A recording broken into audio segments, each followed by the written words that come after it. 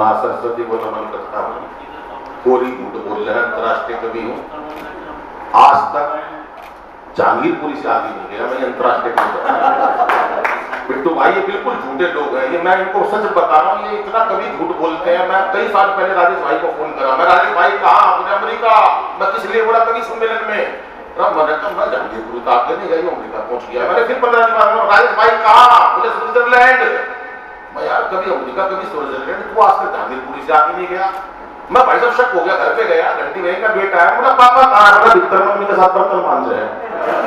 मैंने भाई से फोन करा, भाई कहाँ, बोले कनाडा। तू कहाँ, मैंने कहा दरवाजा खोल, कनाडा के बाहर खड़ा हूँ। एक बार जोरदार तालियां बजाओ साहब, क्योंकि चेहरे पर हंसी और दिल में खुशी होती है। चेहरे पर हंसी और दिल में खुशी होती है, सही मायनों में यही जिंदगी होती है। हंसना किसी इबादत से कम नहीं, किसी और को हंसा दो तो बंदगी होती है।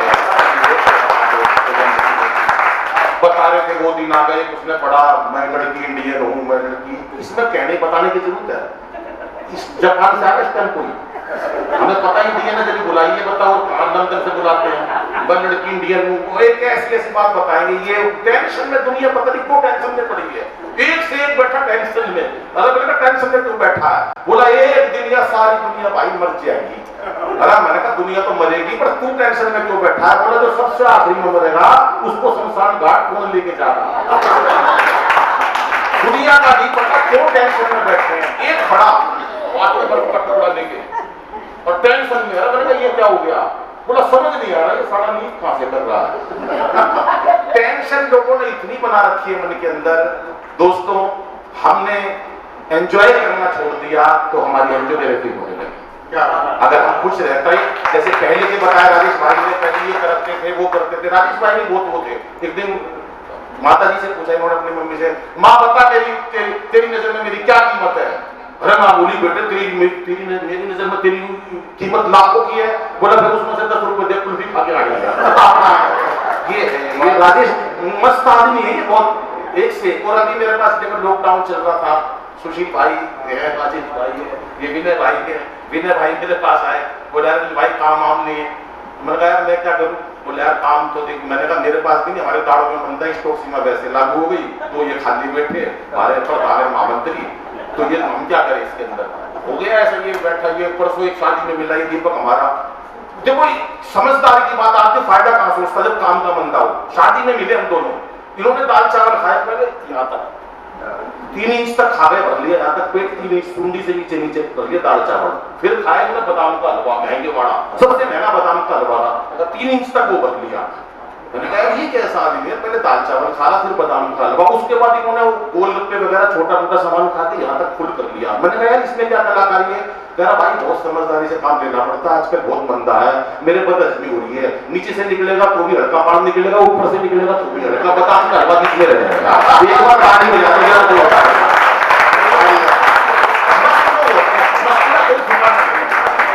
मैं तो भाई साहब राजेश भाई मेरे बड़े भाई हैं, मैं इनको समझ लो महेंद्र सिंह है, मैं एक प्रकार से गुरु का दर्जा देता हूँ। रितु जी को तो बार बार बता रहे 50 साल की है, 50 साल की है, ये है वो है। मैं भी एक सच्ची घटना बता रहा हूँ, मैं पैदा होने वाला था। सुन तो लिया करो, मजाक मैं बता रहा हूँ। बहन जी आप तो बहुत ऐसे, ये इतनी महिला तीनों बैठी हैं, इतनी सीट आई थी एक बार बीजेपी की दिल्ली में 3 आई थी, ऐसा लग रहा वही बैठी है ये ताली। शुभेंदु भाई क्या बात है, मस्त बिल्कुल। तो मैं क्या बता रहा था, होने वाला था मैं, तो आदरणीय जगदीश जी बैठे हैं, उनको तो खैर ये बातें पता है, मैं कई बार बता चुका, लेकिन मैं बता मैं पैदा होने वाला था। लक्ष्मी जी ने विष्णु भगवान से कहीं वाली पैदा होने वाला है, तो आप कुछ कहना हो तो बता दो। विष्णु भगवान ने आवाज दे दी। आपके साथ नहीं हुआ होगा ऐसा, क्योंकि भगवान हर किसी शख्स से ऐसे नहीं बात करते, देखते हैं कि बंदा क्या है, ये थोड़ी ना किसी से भी बात कर लेंगे। मेरे को आवाज आ रहा है नहीं यहाँ, मैं हाँ तो कहाँ जा रहा है, मैं प्रभु धरती पर पैदा हूँ, कितनी देर में जाएगा, मैं 2-4 मिनट में उठ गया, जैसे आप कहो आज बोले चला जाइयो, 2 आदमियों से बच के। मैं कौन हूँ, बोले एक तो मंगतराम सिंगल जी के लड़के संजय सिंह और एक राजेश सीतल। बोला जी इनमें क्या खास बात, इनसे बच के क्यों करूं। बोला कोई सिंगल साथ का तो कोई मुकाबला ही नहीं है, वो तो बीजेपी की कांग्रेस के बड़े लीडर हैं और वो है लीडरों से बच के रहना। ये तो कोई प्रभु कोई ऐसी बात नहीं है तो मैं निकालूंगा। राजेश जी की बताओ, बोले राजेश समझो तेरे गुरु हैं। वो त्रेता युग में, त्रेता युग की बात याद करो, उस टाइम जब एकलव्य ने उनकी तस्वीर देख के द्रोणाचार्य के धनुष बाण चलाना सीख लिया था, तो उसके बाद जब वो द्रोणाचार्य के सामने गए तो द्रोणाचार्य ने देखा कि अर्जुन इनसे ज्यादा श्रेष्ठ धनुर्धर है, तो उन्होंने उससे उसका अंगूठा मांग लिया था जिससे वो धनुष ना चला सके। राजेश तेरा गुरु है, जब तू ज्यादा कविता पढ़ने लगेगा और तू लिखने लगेगा तो यो अंगूठा मांग तो तू एक काम, मैंने कहा प्रभु सब कोई इलाज है, कह रहा फिर तू दो ले जा। तो अभी वहां पर खाली ले जाने और ये माहौल है, एक बार हाथ खड़े करके तालियां बजाए, हमारे बीच में हमारे सब लोग बैठे हैं, मस्ती की बात है। मेरे भाई की बात बता रहा हूँ, मेरे पास भी समय सीमित है, मैं भी 2-3 मिनट दूंगा। विनय भाई की बात बता रहा हूँ, मेरे पास फोन आया, विनय भाई कह रहा है भाई आजकल यार कभी सम्मेलन नहीं है, काम कुछ नहीं है। संजय भाई, विनय भाई का फोन आया मेरे पास, मैंने कहा हाँ ठीक है भाई, क्या करें? वहां पूछे, कभी वो एक हरियाणा का बच्चा बैठा था, उससे पूछ लिया मास्टर जी ने, बेटे कांग्रेस की स्थापना, कांग्रेस के हमारे यहाँ कांग्रेस बीजेपी की बात की, लेकिन ये खुश होते हैं इन बातों को सुन के, हमारे संजय भाई मेरे से भी ज्यादा खुश होते हैं। उस बच्चे से सवाल करा, बता कांग्रेस की स्थापना किसने करी, इसका जन्म कब हुआ? बच्चा हमारे हरियाणा का था, बोला मास्टर जी मुझे नहीं पता इसकी स्थापना किसने करी, कांग्रेस का जन्म कब हुआ, पर नू पता इसका नाश कौन करेगा। अभी शिवरात्रि आने वाली है, इसलिए शिवरात्रि की बात बता रहा हूँ। एक जन आया हमारे वहीं पर रहता है, वो थोड़ा सा राहुल गांधी के बहुत करीब है, तो सोसाइटी की बात बता रहा हूँ, मैं जन चढ़ा रहा, मैं बोल रहा हूँ ओम नमः शिवाय, ओम नमः शिवाय। अगला आया ओम शिवाय, ओम शिवाय। मैंने कहा मंत्र तो पूरा बोल, पूरा नमो नहीं बोल। बिंदु भाई नमो नहीं बोलूंगा। बहुत सारी बातें हो जाती हैं। एक छोटी सी कविता सुनाता हूँ मैं, उससे पहले विनय भाई की बता दूं बात। विनय भाई मेरे पास फोन आया, बोले भाई काम नहीं, कभी समय बंद हो गए। मैं यार हमारे फोन से खुल रहे, मैं भी दुखी हूँ। बोला यार कुछ तो कर नहीं। मैंने कहा यार मैं कुछ नहीं कर सकता। बोला अभी भाई देख तू सबकी देख सही साहित्य सदन पढ़ा तो काम तो करना ही पड़ेगा। मैंने कहा ठीक है, एक काम कर दे, बुरा नहीं मानियो, 200 रुपए रोज मिलेंगे। बोला क्या? मैंने कहा इस टाइम एक ही जगह ऐसी है। बोले क्या? मैं हमारा पीतमपुरा में सर्कस ला रही है, उनका भालू मर गया। मुझे क्या करना पड़ेगा? मैं कुछ नहीं, भालू मर गया, भालू के जो लिबास उड़ के उसका मुख उठाता भालू का, वहां सर्कस में कूदने लग जाइए और वो 200 रुपए देने का पहचान में नहीं कहा है तो लगने के बाद लिबास लगा के। बोला ठीक है भाई ये तेरा आइडिया बढ़िया है। सर्कस में पहुंच गए, वहां अपना नकाब छोड़ने लगे, मैं भालू भाई साहब भाभी जी आई थी वहां सर्कस देखने बच्चों के साथ। उसे क्या पता पति वहां कूद रहा। अब उन्होंने देखा यार ये पति के स्टेप तो वही वाले हैं यार, वही वाले स्टेप चल रहे हैं यार, कुछ समझ नहीं यार। तो उन्होंने देखा पर अच्छा इनकी भी नजर पड़ गई यार, पत्नी आई हुई है तो ये तो मस्ती में आ गए कि यार लुगाई देख के लोग दुखी होते हैं, खुश होते हैं। ये कूद रहा भालू भालू इतना जोर से कूदा, बराबर में शेर का बाड़ा था, उसमें जाके पड़ गया। शेर का बाड़ा था बराबर में। अब जाते घिग्गी बन गई, मुझे शेर महाराज माफ कर दो, गलती हो गई, मैं कोई भालू वालू नहीं हूँ। नकाब उतार के फेंक दिया, मैं विनय विनम्र हूँ। शेर ने भी नकाब उतार के फेंक दिया, मैं कोई शेर मैं नहीं हूँ, मैं भी अभी नगर बंसी। एक बार मिलकर सब ताली बजाएंगे। कोई उम्मीद नहीं थी, फिर भी एक रिश्ता आया। मैं बताता हूँ शादी की बात, बहुत पुरानी कविता है और आदरणीय सुरेंद्र शर्मा जी को श्री राष्ट्रीय कवि संगम से जब मैंने अपना जीवन प्रारंभ किया, आदरणीय जगदीश मित्तल जी के चरणों में, तब से शुरू किया। तो ये कविता मेरी सब टीवी हवा क्या बात पर आने वाली पहली कविता थी। संजय भाई शायद आपने नहीं सुनी होगी। ये कविता के लिए मेरे को महेंद्र भाई ने भी बहुत एप्रिसिएशन किया। आज मैं पहली बार आपके, कुछ लोग ऐसे हैं जिन्होंने पहली बार सुनेंगे कि रिश्ते के टाइम क्या होता था। अग्रवाल परिवार से हूँ, दालों का काम है, रिश्ते, कविताओं का शौक, संगीत का शौक, तो रिश्ते नहीं आते थे। पिताजी बड़े दुखी थे यार, इसके रिश्ते नहीं आते, तो पिताजी परेशान हो गए थे यार तू कहाँ कविताओं में पड़ गया। तो आखिरी रिश्ता आया और सुनिएगा, 3 मिनट की कविता, आप मस्ती लीजिएगा कि हालांकि कोई उम्मीद नहीं थी, फिर भी एक रिश्ता आया। लड़का कवि है। पिताजी ने बिचौलियों को बड़ी शर्मिंदगी से बताया। बिचौलिया बोला घबराओ मत लाला जी, मैं तो एक से एक निकम्मे लड़कों के रिश्ते करवा देता हूँ। बिचौलिया बोला घबराओ मत लाला जी, मैं तो एक से एक निकम्मे लड़कों के रिश्ते करवा देता हूँ, फटे पुराने नोट भी पूरे दामों पर चला देता हूँ। ये बताओ कितना कमा लेता है। ये बताओ लड़का कितना कमा लेता है? पिताजी बोले यार किसी तरह से इज्जत बचा लेता है। नहीं, मेरा मतलब ये है ये लड़की को भूखे तो नहीं मरने देगा। पिताजी बोले ये भूख ही नहीं लगने देगा। पिताजी बोले ये भूख ही नहीं लगने देगा। जिस दिन अपनी कविता की 2 पंक्ति मुझे सुना देता है, खम्बक कई दिन की भूख भगा देता है। जिस दिन कविता की 2 पंक्ति मुझे सुना देता है, कमबख्त कई दिन की भूख भगा देता है। बिचौलिए ने पूछा तो क्या इन्होंने अपनी कविताओं की कोई पुस्तक नहीं छपवाई? बिचौलिया बोला यार उसी में तो लुट गई घर की। पिताजी बोले उसी में तो लुट गई घर की सारी कमाई। और तो और घर वालों ने भी इसकी लिखी हुई पुस्तक का पन्ना तक नहीं खोला। एक रिश्तेदार ने गलती से 2-3 पन्ने पढ़ लिए थे, भाई साहब को हमसे आज तक नहीं बोला।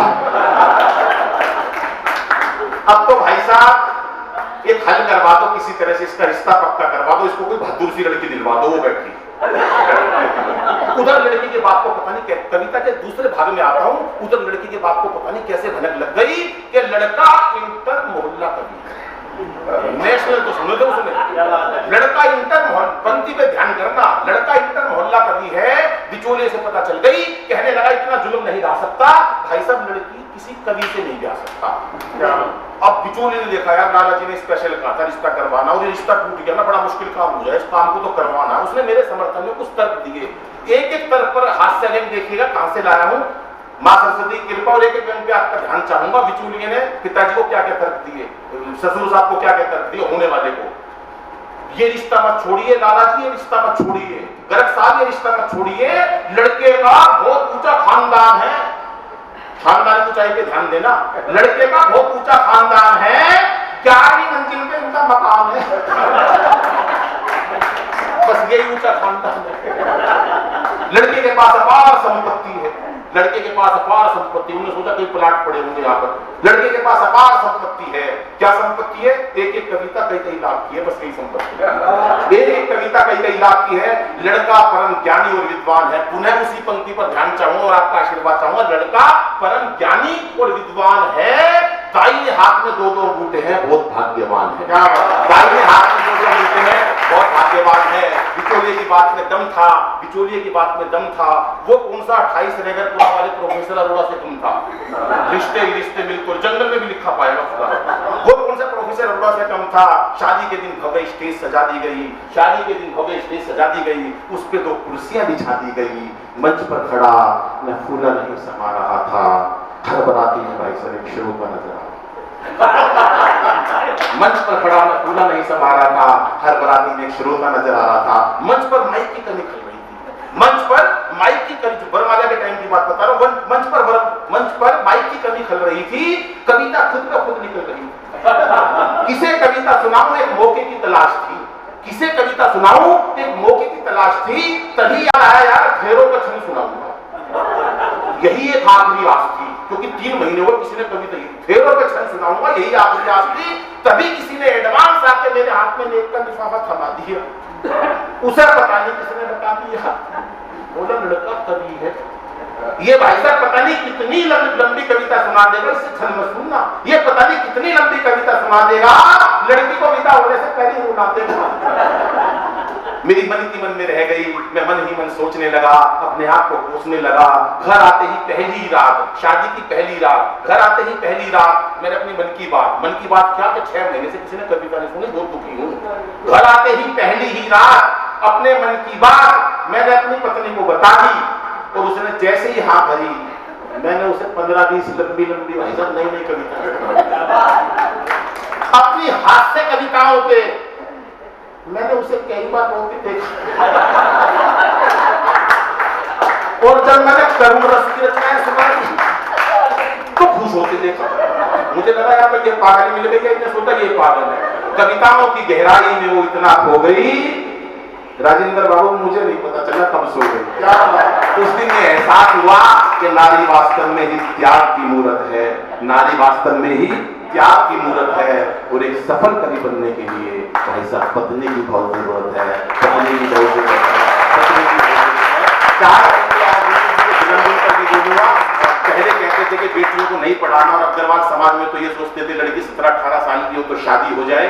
लेकिन रितु जी ने जो मकाम हासिल किया है वो हमारे कवियों के लिए भी गर्व की बात है। हास्य में हम कुछ भी कह सकते हैं, लेकिन सच्चाई तो ये हमें गर्व होता है हमारे कवि समाज को कि हमारी कवि मित्र ने जो दर्जा प्राप्त किया है। 4 पंक्तियां मैं बेटियों के लिए कहूंगा कि बेटियों को हम गर्व में मारने लगे हैं। साहब, इस परंपरा को, इस कुरीति को छोड़ देना चाहिए कि इसे बेटा बना पालो तो इतिहास छू लेगी, इसे बेटा बना पालो तो इतिहास छू लेगी, करो विश्वास बेटी पर तो ये विश्वास छू लेगी। कभी जीवन में बेटी को नजरअंदाज मत करना, जरा से पंख खोलोगे तो ये आकाश छू लेगी। धन्यवाद।